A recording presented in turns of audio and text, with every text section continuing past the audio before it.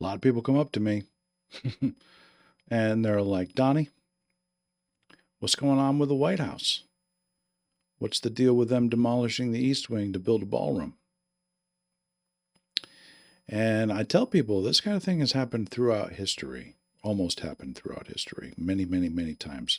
Presidents have always had their little pet projects they've wanted to tack onto the White House for as long as there's been a White House. It's just a lot of them never got to actually do it because they have real jobs to do. And people are like, really? Are you sure? And usually when they start to doubt me, like that's when I know I'm sure. And I try to think of an example, and like one of them I think of is like, you ever heard of a little guy called Abraham Lincoln?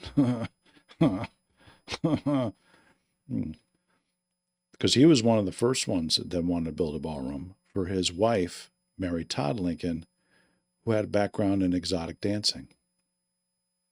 She was a very attractive lady.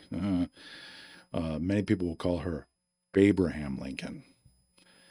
And the reason so many people found her so attractive is she was an early adopter of breast implant technology back in its earliest days, before they even had silicone. Back then, the implants were made out of wood. So when she would do a lot of her erotic dancing, everything would bounce together and knock up against each other, and it would sound an awful lot like Dutch clogs dancing on a hardwood floor. Her promoter would make signs that said, Mary Clippity Clop Lincoln appearing tonight, and people would travel for miles to see her. They would bring money and stuff to throw at her. But back then, you didn't throw dollars because dollars were too much money. You threw pennies, which is how she met her husband. She got hit with a penny and she looked down. She says, whoa, who's this handsome chap? And they were like, that's Abraham Lincoln. You two would make a hot couple. You should totally date. And she was like, whatevs. So they hooked her up, and many happy years of marriage later, they were on the golf course playing $1 million taxpayer-funded round of golf. And he turned to her and he said, you know what, Pookie? I'm going to build you a ballroom so you can get back into the dancing.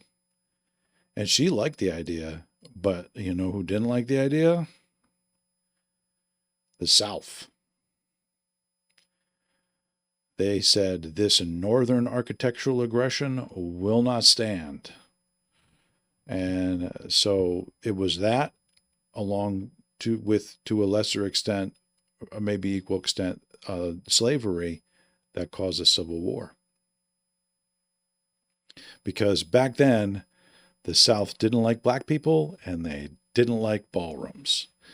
And if you fast forward to today, at least one, if not both of those things have changed.